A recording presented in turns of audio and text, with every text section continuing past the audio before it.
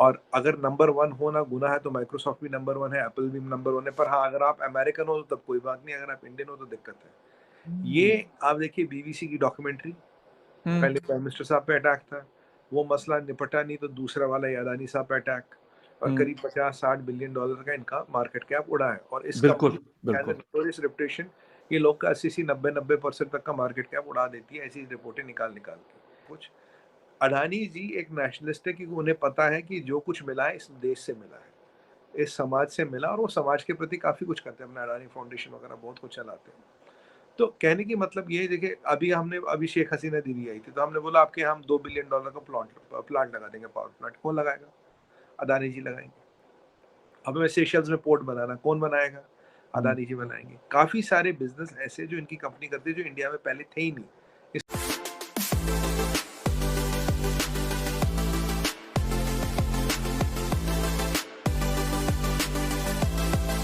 पता है इवन पाकिस्तान में उनसे बहुत छोटे लेवल के लोग हैं, तो उनको घसीटना इतना आसान नहीं है, तो फिर उनको घसीटना इतना कैसे आसान हो गया? देखिए फागर भाई, ये आपने अच्छा सवाल पूछा, तो इसमें कुछ चीज़ें हैं जो हमें समझनी पड़ेगी। जी जी। सबसे पहली बात है, ये जो रिपोर्ट आई है, ये अमेरिकन होडनबर्ग है कोई, अ, अच्छा। उस उनसे आई है। ये 125 साल ओके। पुरानी कंपनी। पर आपको एक और बात बताऊँ, इनके यहाँ सीएफए लोग होते हैं, चार्टर्ड फाइनेंशियल एनालिस्ट, जो ये रिपोर्ट बनाते हैं। जी जी बिल्कुल। 2017 में इनके पास 5 एम्प्लॉयी थे, 5 एम्प्लॉयी, ओके। और अब उनके पास शायद 10 एम्प्लॉयी हैं। तो खुद समझिए 10 एम्प्लॉयी की एक फर्म छोटी सी कितना बड़ा रिपोर्ट बना सकती है। This firm is investigated by FBI for interfering into the business activities of various corporates. ये एक इन्वेस्टर एक्टिविज्म को लेके चलते हैं, इन्वेस्टर एक्टिविज्म के नाम पे ही चलते हैं। और इन्होंने जो अदानी साहब का जो रिपोर्ट भी आया था, बोला यार तुमने कुछ सिलेक्टिव चीजें उठा उठा के प्रोजेक्ट कर दी। अब ये जो रिपोर्ट आती होता क्या है, अब अदानी साहब was rated number 3 in the world in terms of riches, number 3 पे आ गए थे ये। नंबर 1 वो लुई विटॉन थे, नंबर 2 इलॉन मस्क था, नंबर 3 गौतम अदानी जी थे। जी। अब इनका एक एफपीओ आ रहा है, एक पब्लिक इशू संभाल लीजिए, एक और आ रहा है जो एफपीओ, वो सबसे बड़ा एफपीओ होता है। उस एफपीओ से पहले अगर आप देखिए, ये रिपोर्ट लीक की जाती है, ये रिपोर्ट पब्लिश की जाती है। अब इससे क्या होता है, ये जो मार्केट आप जानते हैं, स्टॉक मार्केट लॉजिक में नहीं चलता, स्टॉक मार्केट सेंटिमेंट पे चलता है। हम्म। और अदानी का जो, अगर आप अदानी जी का डेट देखिए, तो इनका जो डेट एसेट रेशियो है करीब 4 गुना। अगर 3.5 लाख करोड़ का डेट है, और 12.5 लाख करोड़ के इनके पास एसेट्स है, और इनके एसेट्स ब्लैक एंड व्हाइट में। ये सबसे ओके। बड़ी इंफ्रास्ट्रक्चर कंपनी है इंडिया की, शायद one of the biggest in the world भी आएगी। ओके। इन्होंने लास्ट मंथ तक का अपना सारा इंटरेस्ट दे दिया, कोई अब तक डिफॉल्ट नहीं, बैंकों के सारे पैसे दे दिए। और अगर नंबर 1 होना गुनाह है तो माइक्रोसॉफ्ट भी नंबर 1 है, एप्पल भी नंबर 1 है। पर हाँ, अगर आप अमेरिकन हो तो तब कोई बात नहीं, अगर आप इंडियन हो तो दिक्कत है। ये आप देखिए बीबीसी की डॉक्यूमेंट्री, हम्म। पहले प्राइम मिनिस्टर साहब पे अटैक था, वो मसला निपटा नहीं तो दूसरा वाला ये अदानी साहब पे अटैक, और हम्म। करीब 50-60 बिलियन डॉलर का इनका मार्केट कैप उड़ा है। और इस बिल्कुल कंपनी हैज़ अ बिल्कुल। नोटोरियस रेपुटेशन, ये लोग का 80-80 90-90% तक का मार्केट कैप उड़ा देती है ऐसी रिपोर्टें निकाल निकाल के। अब ये रिपोर्ट डाल के उसको ये नहीं कहती ऑथेंटिक है, कहती है हमारी अंडरस्टैंडिंग है, हमारा कहना है। अब क्या होता है, जो स्टॉक मार्केट है, जो बड़े लोग का खेल होता है, इसमें चीजें कहीं ना कहीं हिल जाती है। और करीब हम्म। 60% से ज्यादा डेट जो है, 60-70% डेट अडानी साहब का फॉरेन डेट है। Adani is the biggest infrastructure company of India, and he is a really nationalist. ये बंदा जो है, he is a nationalist by nature. ये देश के लिए बहुत काम करता है। कहीं ना कहीं आज उनका एक रिपोर्ट भी आया था फखर भाई, कि हमें रोकने का मतलब है देश को रोकना, देश की तरक्की को रोकना। क्योंकि एक हम्म। बहुत बड़ा एफपीओ आ रहा था, उसमें कहीं ना कहीं जाके कुछ ना कुछ फर्क पड़ेगा। अब हम्म। इनके पास जितना पैसा है, का अगर मार्केट कैप उड़ेगा तो ये अपनी दिक्कत तो परेशानी में फंसेंगे। हम्म। अब ये जो पैसा लगना था डेवलपमेंट के लिए, डिलीवरी के लिए, कोई ऐसा पैरामीटर इनके बैलेंस शीट में नहीं है। कोई ऐसी चीज इन्होंने हाईलाइट नहीं की जिसके कारण ये लगे कि भाई ये हम्म। डेंजर है। और ये जो बनाते हैं बिल्कुल सॉलिड एसेट बनाते हैं। अब मुझे बताइए, व्हाट्सएप बिका था 18-8 बिलियन डॉलर का, ट्विटर बिका 44 बिलियन डॉलर का, एक सॉफ्टवेयर है। यहाँ जो एसेट है वो तो गारे ईंट पत्थर में, बिल्कुल जमीन है, जायदाद है। अगर आप ट्विटर को कल को तोड़ के हम्म। बेचना चाहो तो ट्विटर टूट के क्या बिकेगा? कुछ भी नहीं बिकेगा। आप अगर फिजिकल कोई चीज तो नहीं है ना? क्या बेचोगे उसको? वो तो या 15 सॉफ्टवेयर साथ चलते तो एक प्रोडक्ट बनता है। अगर आप बिल्कुल। एक एक को अलग के निकाल के, यहाँ तो सिंपल। जितना इनका लोहा नहीं, जितना इनका लोन नहीं, उससे ज्यादा तो इन्होंने ईंट गारा, और जमीन की वैल्यू है, मैंने कहा ना एसेट्स की वैल्यू 4 गुना है। या तो यहाँ कॉन्सेप्चुअली कोई रिस्क नहीं है, पर ये चीजें उड़ाई जाती है ताकि जो इंटरनेशनल मार्केट्स में जो पैसा मिलता है, काफी कम रेट्स पे मिलता है और as compared to domestic markets. तो उससे वो कहीं ना कहीं कवायद यही है कि इनको रोका जाए, इनकी जो तरक्की है उसके पहिए रोके जाए, क्योंकि इंडिया में इंफ्रास्ट्रक्चर और आउट ऑफ इंडिया भी इंफ्रास्ट्रक्चर अदानी ग्रुप काफी करता है। तो इससे दो इम्पैक्ट होंगे, इंडिया में भी इंफ्रास्ट्रक्चर को इम्पैक्ट होगा, जो आउट ऑफ इंडिया के प्रोजेक्ट चल रहे हैं, कुछ गवर्नमेंट के कुछ प्राइवेट, दोनों को इम्पैक्ट होगा। तो अगर आपको याद होगा, ऐसी कोशिश धीरूभाई अंबानी साहब पे भी की गई थी। ये पहले नहीं, धीरूभाई अंबानी साहब पे भी ऐसी कोशिश की गई और ऐसी कोशिश दुनिया में कई लोगों पे की गई। आज पंजाब नेशनल बैंक का काफी इन पे लोन है, आई थिंक $79 बिलियन का या कुछ है, और उनके सीईओ ने कहा we are fully assured, there is nothing to worry. ये अभी पंजाब नेशनल बैंक के सीईओ का स्टेटमेंट आया।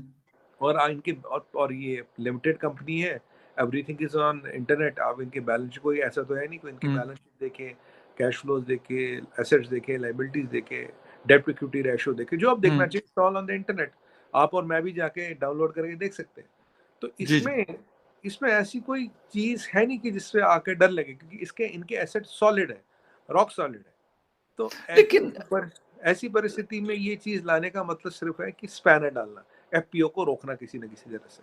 अच्छा सुमित जी, ये वाली चीज आप कह रहे हैं कि माइक्रोसॉफ्ट वाले की आपने कहा, और बहुत सारे लोग हमने बीफ जो क्या नाम था उनका, वो एक और भी थे ना जो टॉप 5 में, उनका भी नाम था वॉरेन बफेट, जेफ बेजोस के क्या नाम था उनका, जो एक अमेज़न का या इस तरह के बहुत सारे लोग हैं।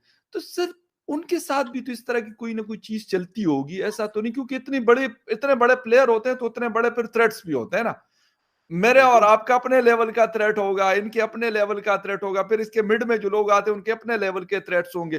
तो क्या ये इससे अवेयर नहीं है? और बाकी अगर हम ये कह दे, मैंने ये सुना है, पता नहीं मुझे एग्जैक्ट इतना, लेकिन सुना है कि जी बड़ी करीबी दोस्ती भी है इनकी नरेंद्र मोदी साहब से। दोस्ती इन द सेंस कि जो आप जिस तरह कह रहे हैं कि बड़े नेशनलिस्ट है, वो खुद भी हैं और प्राइम मिनिस्टर हैं और शायद इनके ऊपर ट्रस्ट भी करते हैं, और ऐसी चीजें बाज होती हैं कि वो इनसे करवाई जाती होंगी। तो ये सब फिर कोई प्रोपेगेंडा कौन कर सकता है? कांग्रेस कर सकता है या इंटरनेशनल प्लेयर्स कर सकते हैं? कौन कर सकता है कि आप मतलब 51 बिलियन से $60 बिलियन एक बहुत बड़ी अमाउंट है सर। हो सकता है हम तो सिर्फ वर्ड पढ़ लेते हैं, लेकिन जिसका होता है तो उसको पता होगा कि हम तो चलो खबर हमने पढ़ ली ना, मैंने भी और आपने भी, लेकिन जिनके होंगे उनको जो तकलीफ हो रही होगी या परेशानी हो रही होगी वो। मगर भाई सही आपने कहा, ये अमाउंट बहुत बड़ा है, बहुत छोटा नहीं, इसलिए इसमें बिल्कुल खिलाड़ी भी बड़ा है, छोटा नहीं है। खिलाड़ी बिल्कुल इंटरनेशनल है, नेशनल नहीं है। नेशनल नहीं है। और ठीक। दूसरी बात मैं आपको बताऊं, मैंने आपको बिल गेट्स का, जेफ बेजोस के, इन सब के नाम क्यों लिए, जी इलॉन जी मस्क के नाम क्यों लिए? बिल्कुल। अगर ये करे तो सब ठीक है, अगर जब एक ब्राउन चमड़ी वाला इंडियन करे तो एशियन। वहां दिक्कत है। अगर इनका गौतम अदानी की जेफरी एंड्रू होता, तो जेफरी एंड्रू करता, कोई दिक्कत नहीं थी, जेफरी एंड्रू कर सकता, वो अमेरिकन जी है या जी कहीं बर्तानिया का है, he is destined to rule the world. अब ये Gautam Adani college drop out, ये किसी हार्वर्ड यूनिवर्सिटी से भी नहीं है, ये किसी आईवी लीग से भी नहीं है, एक college drop out hard core Gujarati बंदा अगर ये करे तो दिक्कत वहां है, हिंदुस्तानी करे तो दिक्कत वहां है, एक ब्राउन स्किन वाला करे तो दिक्कत वहां है, इतने कम टाइम में करे तो दिक्कत वहां है।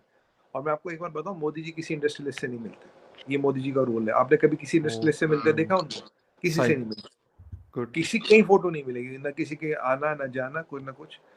अडानी जी एक नेशनलिस्ट है, क्योंकि उन्हें पता है कि जो कुछ मिला है इस देश से मिला है, इस समाज से मिला, और वो समाज के प्रति काफी कुछ करते हैं, अपना अडानी फाउंडेशन वगैरह बहुत कुछ चलाते हैं। तो कहने की मतलब ये देखिए, अभी शेख हसीना दीदी आई थी, तो हमने बोला आपके हम $2 बिलियन का प्लांट लगा देंगे, पावर प्लांट। कौन लगाएगा? अदानी जी लगाएंगे। अब हमें सेशल्स में पोर्ट बनाना, कौन बनाएगा? अदानी जी बनाएंगे। काफी सारे बिजनेस ऐसे जो इनकी कंपनी करती है, जो इंडिया में पहले थे ही नहीं, इस लेवल के बिजनेस शुरू कर दिए। जी ये जी। पोर्ट बनाने का, ये चीजें चलाने का, ये सब अदानी ग्रुप करता है। ऐसी परिस्थिति में अगर भाई इनका निशाने पे आना, तो मैं पहले ही सोचता था ये आएंगे, क्योंकि जैसे नंबर 3 हो गए, आप नंबर 10 तक रहो तो किसी को तकलीफ नहीं होती। आप नंबर 1 2 3 बनो और आपकी खाल का रंग ब्राउन हो या काला हो, तो ये जरूर दिक्कत है। अगर यही खाल का रंग सफेद होगा और एक फिरंग नाम होगा, तब कोई दिक्कत नहीं है। अब लुई विटॉन वाला नंबर 1 है, एलॉन मस्क नंबर 2 है, कोई जी जी। दिक्कत नहीं। बट ये गौतम अदानी नंबर 3 था, यहाँ बहुत दिक्कत थी। इसको कहीं ना कहीं मतलब ठिकाने लगाना। और ये जो फाउंडेशन है जिसने ये रिपोर्ट निकाली, ये खुद एफबीआई के स्कैनर में, they have been investigated by FBI for misappropriation. इनकी मैं खुद की बात कर रहा हूँ।